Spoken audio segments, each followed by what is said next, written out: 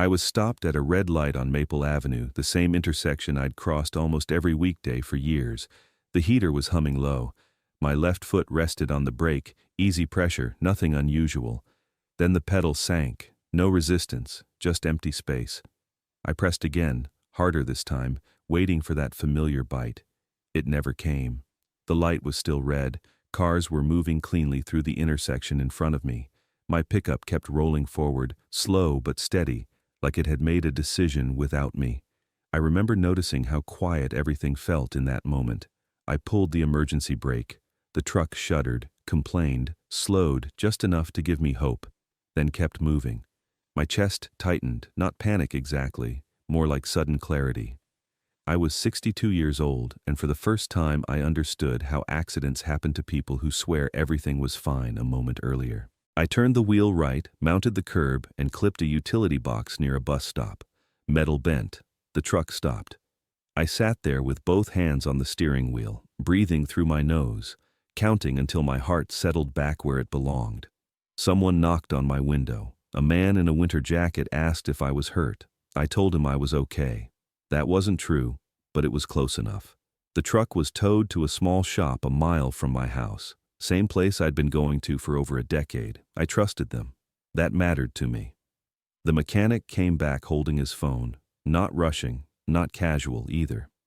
He said my brake line hadn't failed the way parts usually fail. He said it had been cut, clean, almost all the way through. He didn't speculate.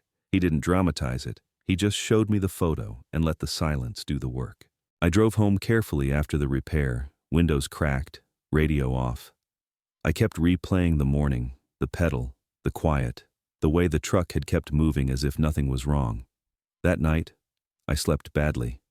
3 months earlier, my life had been steady, predictable in a way I'd earned. My wife, Linda, had passed 4 years before that. Cancer. I'd learned how to live alone in our house in Beaverton, Oregon. Nothing fancy. 3 bedrooms, a yard I still tried to keep respectable. My daughter Rachel lived nearby with her husband Kevin and their 2 kids. I saw them often, school pickups, weekend breakfasts, normal things. I liked normal things. Kevin worked in tech, always busy, always chasing the next solution to something I didn't fully understand. He was polite, attentive enough, and he loved the kids. That was the category I kept him in. 2 weeks before the brake incident, I'd updated my insurance paperwork. Routine review, a higher policy amount. Rachel was listed as beneficiary. I'd mentioned it in passing over coffee one afternoon. Kevin had been in the room, half listening, half typing. I didn't think about it then. The night after the accident, I lay awake, staring at the ceiling, telling myself what I'd told hundreds of claimants over my career. Sometimes things just break. Sometimes timing is bad. Sometimes you're lucky enough to walk away. Around 2 in the morning, I heard a faint sound downstairs. Not loud, just persistent. A soft hiss. I sat up and listened, long enough to know it wasn't in my head. I got out of bed, moved slowly, and followed the sound into the kitchen. One burner on the stove was turned just enough to leak gas. Not enough to ignite, just enough to fill the room quietly. I turned it off, opened the windows, stepped outside into the cold air, and waited. Standing there in slippers, breath visible, I realized something had shifted. Not fear, certainty. Someone had been inside my house. I went back in, checked the locks, checked them again, then sat at the kitchen table until the sky started to lighten. I didn't call anyone. I didn't accuse anyone. I just sat there, hands wrapped around a mug I wasn't drinking from, and let myself finally ask the question I'd been avoiding. Who had a key? I put my phone face down on the table. Then I waited. By morning, I had made a short list, not names. Access, spare keys, garage codes, people who came and went without announcing themselves. It wasn't a long list. I didn't rush to conclusions. I never had. In my old work, rushing was how you missed things. I showered, dressed, made breakfast, and went through my day the way I always did. Grocery store, hardware aisle, a slow walk around the neighborhood while the frost burned off the grass. Everything looked normal. That bothered me more than if something hadn't. The mechanic called late morning. He told me again, calmly, that the brake line wasn't worn. It hadn't failed from age. It had been cut deliberately, then left intact just enough to hold until pressure finished the job. He said it the way professionals do when they know exactly what they're looking at and don't want to exaggerate. I thanked him and wrote down what he said, word for word, in a small notebook I kept in the kitchen drawer. Habit.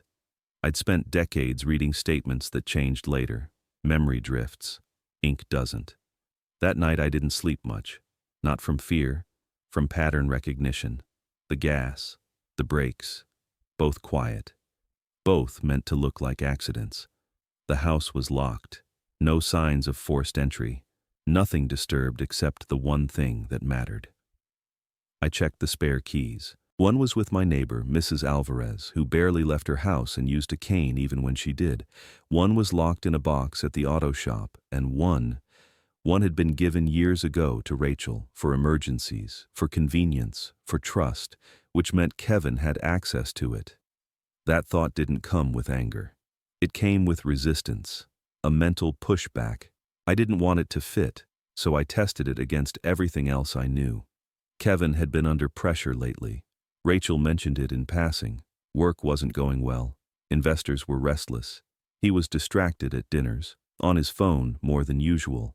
Quiet in that way people get when they're calculating instead of relaxing. Still, none of that meant anything by itself. The next day I went about my routine, picked up my grandson from school, sat through a long explanation about a science project involving magnets, watched Rachel fold laundry while Kevin answered emails at the table. He nodded when I spoke, smiled when appropriate. Normal behavior, controlled. I paid attention to his hands, the way he handled objects, the way he looked around rooms that weren't his. That night, back home, I checked the stove again before bed, then again after I turned the lights off. I slept with the bedroom door closed, something I hadn't done since Linda was alive. Around 3 a.m, I woke to nothing. No sound, no smell, just awareness. I realized something then that settled me instead of frightening me. If someone wanted me gone, they weren't rushing. That meant patience, planning, rehearsal. The next morning, I called my insurance agent and asked for copies of my recent policy changes, dates, beneficiaries, access logs. She emailed them over within the hour, everything lined up cleanly. No irregularities, no unauthorized changes, which told me something else. Whoever was doing this wasn't sloppy. That afternoon, I drove to a big electronics store on the edge of town. I didn't ask for help right away. I walked the aisles, read boxes, compared specs. I chose a small set of wireless cameras, nothing excessive, just enough. At the counter, the clerk asked if I was worried about break-ins. I told him I just wanted to know what was happening when I wasn't home. He nodded like that made sense. That night, I installed the cameras myself, one covering the front door, one facing the kitchen. I tested angles, checked lighting, made sure notifications were silent. I sat in my living room afterward, lights low, phone in my hand, watching empty rooms from different angles. No movement, no sound. At exactly 11:12 p.m., my phone vibrated once. Not an alert, a message. Rachel asking if I'd like to come by Saturday for lunch. Kevin was making something special. I stared at the screen for a moment longer than necessary, then typed back that I'd be there.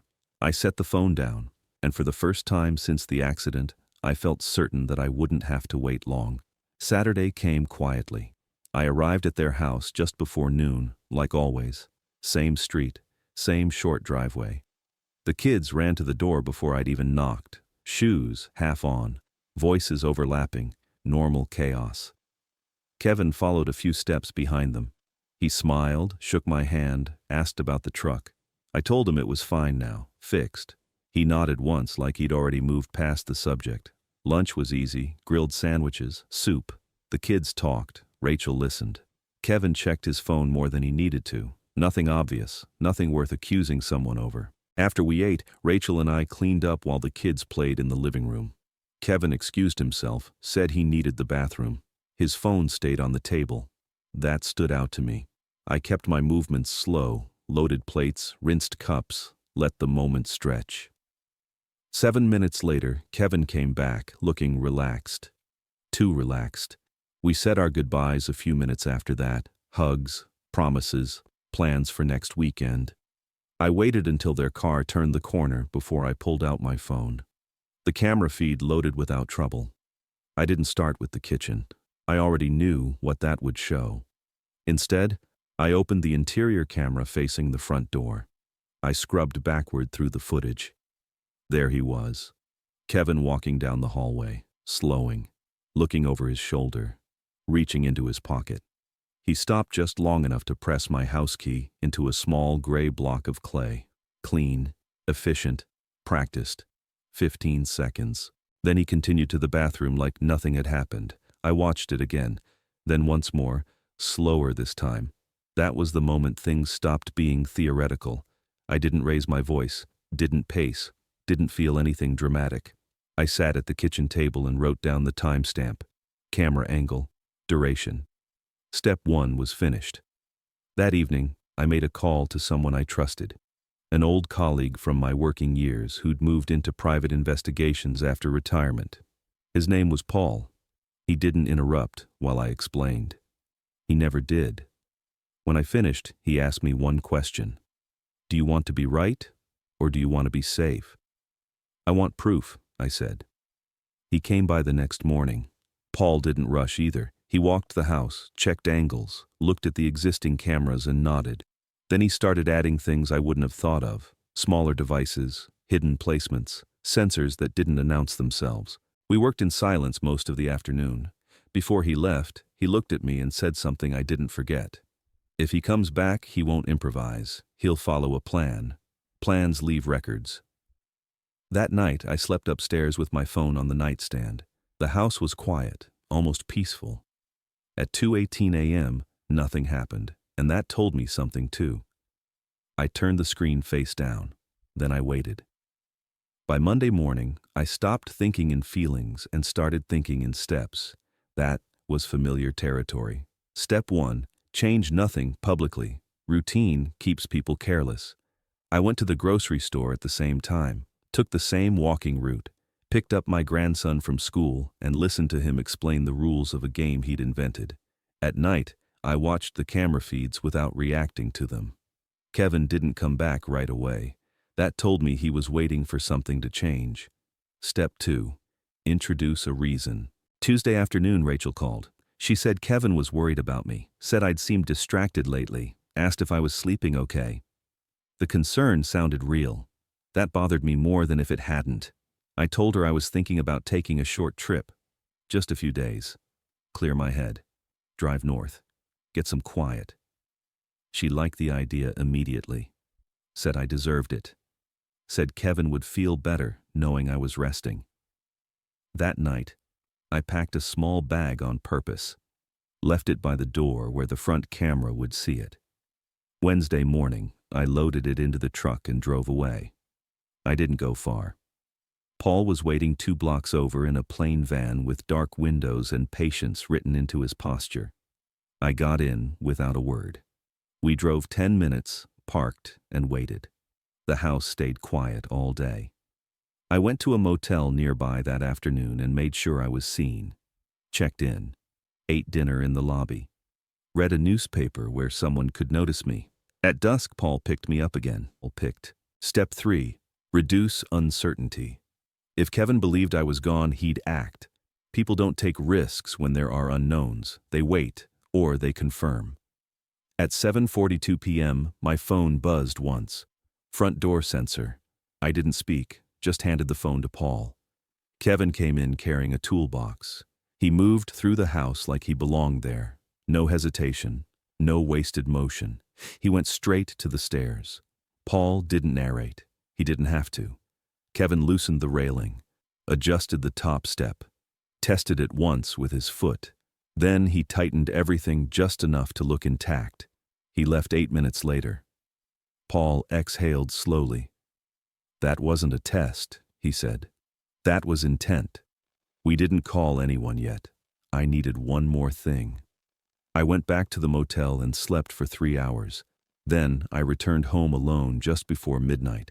I turned on lights, made noise, moved like someone tired but comfortable. When I stepped onto the top stair, it shifted. I caught myself on instinct and sat down hard. The railing came loose in my hand. I stayed there for a full minute, letting my breathing slow, letting the cameras see everything. If I'd taken that step normally, I would have fallen 13 feet onto concrete. I didn't touch the railing again. I went to the kitchen, poured a glass of water, and sat at the table until my hands stopped shaking.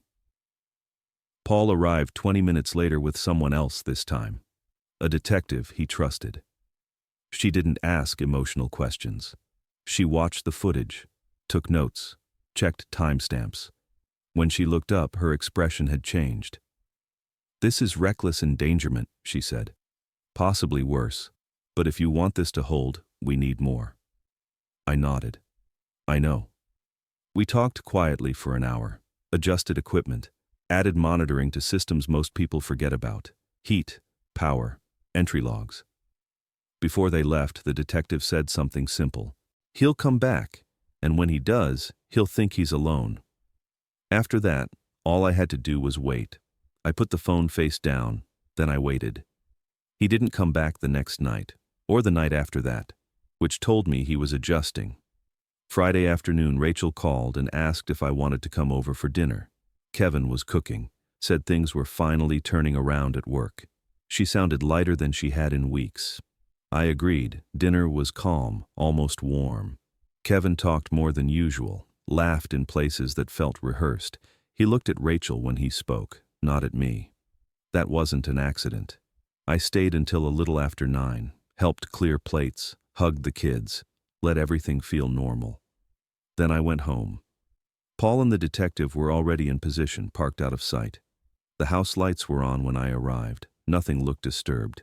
I moved slowly, deliberately, made tea, checked the doors, went upstairs. I didn't fix the stair. I wanted it left exactly as it was. I slept lightly. The kind of sleep where you're never fully under. At 11:38 p.m., my phone vibrated. Electrical panel activity.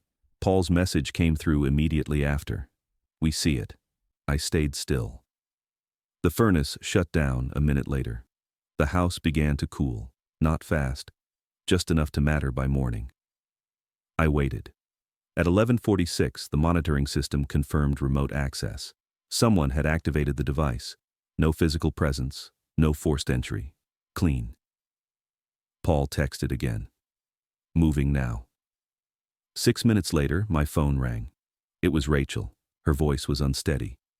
She said Kevin had left suddenly, said he needed to check something. She'd opened his laptop and found notes, schedules, mentions of my insurance, of accidents. She asked me if I was safe. I told her the truth, carefully, calmly. "I am," I said. "And he's about to be arrested." She cried. I didn't interrupt. At 12:14 a.m., the furnace kicked back on. The system had been overridden by the detective's team. At 12:17, Paul called to tell me Kevin was in custody, phone in hand, app still open. I stayed where I was until the house warmed again. When I finally stood up, my legs felt older than they had in years. I didn't feel relief, just gravity, and the understanding that everything after this would be different. I put on a jacket and waited for the knock at the door. The knock came just after 1. 2 officers stood on the porch with Paul and the detective. Their posture told me everything before anyone spoke. Calm, finished, certain. Kevin had been arrested in his car less than a mile from his house. He hadn't resisted. He hadn't argued. He'd been checking his phone when they approached, refreshing the app connected to the device he'd installed in my electrical panel. That detail mattered later. Inside, we sat at the kitchen table while the detective laid things out in order. Timeline first, then footage, then records pulled from Kevin's laptop after a warrant was issued. Search history, notes, financial spreadsheets.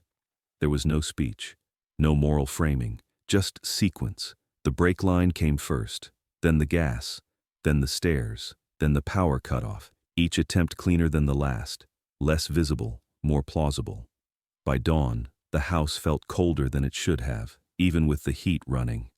I wrapped my hands around a mug and listened as the detective explained what would happen next. Charges, statements, evidence review. When she finished, she asked me one question. Do you want to see everything now or later? Now, I said. Some things are easier when you don't delay them. Kevin's notes were precise. Times, conditions, weather, medical statistics about hypothermia in older adults, insurance payout timelines. He hadn't written my name much, just initials, like distance would make it cleaner. Rachel arrived mid-morning. She didn't rush into explanations. She didn't defend him. She just sat down across from me and held my hands. I didn't know, she said. I know, I told her. That was the truth. The trial took months. Kevin pleaded not guilty. His attorney called everything coincidence, maintenance issues, misunderstandings, a security device installed with good intentions. But plans leave records. The app logs showed activation times. The surveillance footage showed installation. The financial documents showed motive. And the key impression video removed any remaining doubt about access and intent. The jury didn't take long. Kevin was convicted on multiple counts of attempted murder. The sentence was substantial, long enough that it no longer belonged to me to think about daily. Rachel filed for divorce before the sentencing. She and the kids stayed with me for a while. We didn't talk much about Kevin at first. We focused on routines, school mornings, dinners, folding laundry. Stability matters more than explanations when children are watching. Eventually, Rachel asked me if I'd known for a long time. I told her the truth again. I waited until I couldn't be wrong. She nodded. That mattered to her. By the time the house quieted again, the case was over. Files closed, devices removed, systems replaced. I sat alone one evening and reviewed the last document the detective had emailed me. Final confirmation. Chain complete. I closed the file. Then I made tea, washed the cup when I was done, and turned off the lights one by one. Some endings are loud. This one wasn't. It just settled. These days, my mornings are quiet again. I wake up early, make coffee, check the locks out of habit, not fear. The cameras are still there, but I don't watch them the way I used to. Most of the time, they show nothing worth noting. A passing car, a raccoon in the yard, normal life returning to its place. Rachel bought a small house a few streets over, close enough that the kids walk here after school sometimes. We have dinner together on Sundays. Nothing elaborate. Soup, bread. Conversation that drifts where it needs to. The girls still ask questions I don't always know how to answer. Why adults lie. Why someone would do something that hurts everyone. I don't explain motives. I explain boundaries. I tell them that safety matters and that grown-ups are responsible for their choices. That seems to be enough for now. I replaced the electrical panel, had the stairs rebuilt. I check the truck more often than I used to. Not because I'm afraid, but because attention is a form of care. Sometimes, late at night, I think about how easily this could have gone another way. How many of the cases I worked years ago ended quietly, labeled as accidents, because no one thought to look twice. That's the part that stays with me. Not anger, not even sadness, just awareness. A few months ago, a neighbor mentioned something odd about her father's finances. Nothing dramatic, just small inconsistencies. She wasn't sure it meant anything. I told her what I always tell people now. Write things down, pay attention to patterns, don't rush, and don't ignore that quiet feeling when something doesn't line up. Sometimes, help starts with noticing. If you've been listening this far, thank you for trusting me with your time. If this story made you pause or think differently about a situation in your own life, consider giving the video a like and subscribing to the channel. It helps these stories reach the people who might need them. I'd also like to know where you're watching from and what time it is there right now. I read more of those comments than you might expect. 2 more stories will appear next, both about people who caught something early and chose calm over chaos. Take care of yourself, trust what you notice, and keep things in order.